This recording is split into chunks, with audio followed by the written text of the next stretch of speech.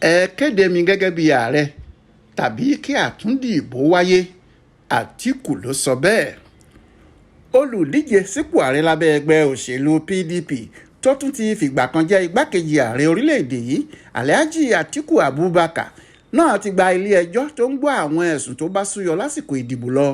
Ó sì ti kó ìwé ẹ̀sùn rẹ̀ síwájú wọn nípa ètò ìdìbò ààrẹ tó wáyé ní ọjọ́ 25 oṣù kejì ọdún yìí.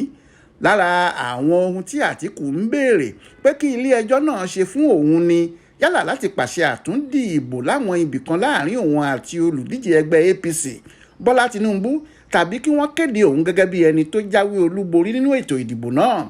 Ó ní bí ọ̀kankan nínú eléyìí kò bá wá ṣeé ṣe kí wọ́n kúkú fagilé èsì ìdìbò ọ̀hún pátá kí wọ́n ṣẹ̀ṣẹ̀ wá ṣètò ìdìbò míì fáwọn.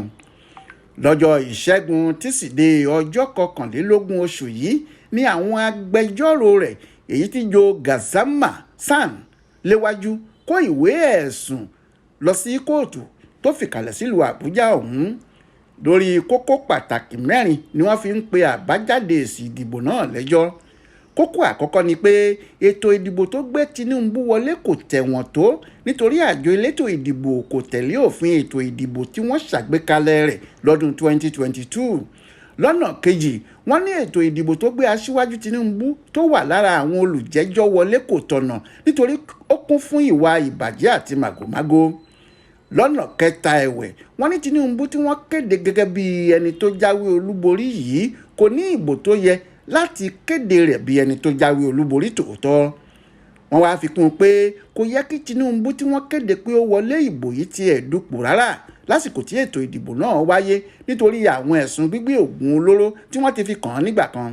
Nídìí èyí ni wọ́n fi ní èsì ìdìbò tí àjọ elétò ìdìbò lò láti kéde Tinubu gẹ́gẹ́ bí ẹni tó borí kò tọ̀nà, kò bófin mu, kò sì yẹ bẹ́ẹ̀ níwọ̀n ìgbà tí kò bá ti bá òfin ètò ìdìbò ọdún 2022 mu tí kò sì tún bá òfin orílẹ̀-èdè tó sọ pé ẹnikẹ́ni tí yóò bá di ààrẹ orílẹ̀-èdè yìí gbọ́dọ̀ ní ìdá 25 ìbò tí wọ́n bá dì ní ìpínlẹ̀ 24 èyí tí ṣe ìkó méjì nínú ìdá 3 àwọn ìpínlẹ̀ náà tó fi mọ́ olú ìlú ilẹ̀ wa Àbújá.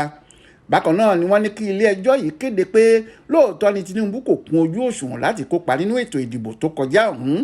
Pẹ̀lú gbogbo àwọn ìbéèrè tí wọ́n gbé síwájú ilé ẹjọ́ yìí, wọ́n ní kí kóòtù náà kéde pé Àtíkù Abubakar ló wọlé ìbò tó wáyé lọ́jọ́ 25 oṣù kejì ọdún yìí kí wọ́n sì búra fún un gẹ́gẹ́ bí ààrẹ Nàìjíríà tuntun.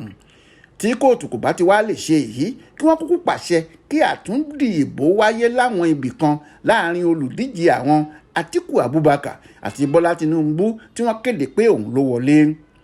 Bí eléyìí náà kò bá tún wá ṣeé ṣe kí wọ́n kúkú fagilé ètò ìdìbò sípò ààrẹ tó wáyé lọ́jọ́ 25 oṣù yìí kí ètò ìdìbò míì sì wáyé. Àwọn tí Àtíkù pè lẹ́jọ́ ní àjọ elétò ìdìbò aṣíwájú Bọ́lá Tinubu àti ẹgbẹ́ APC. Tẹ́ ò bá gbàgbé, olùdíje sípò ààrẹ lábẹ́ ẹgbẹ́ òṣèlú Labour Peter Obi náà ti lọ síwájú ìgbìmọ̀ tó ń gbọ́ ẹ̀sùn màgòmágó tó bá súyọ lásìkò ètò ìdìbò yìí. Lára ohun tí àwọn náà béèrè fún ni pé Tinubu kò kún ojú òṣùwọ̀n láti díje dupò ààrẹ Nàìjíríà nítorí ẹ̀sùn gbígbé òògùn olóró tí orílẹ̀-èdè Amẹ́ríkà fi kàn án nígbà kan. Bákan náà ni Peter Obi sọ pé òun lòún wọlé lásìkò ọ̀bù ọ̀hún.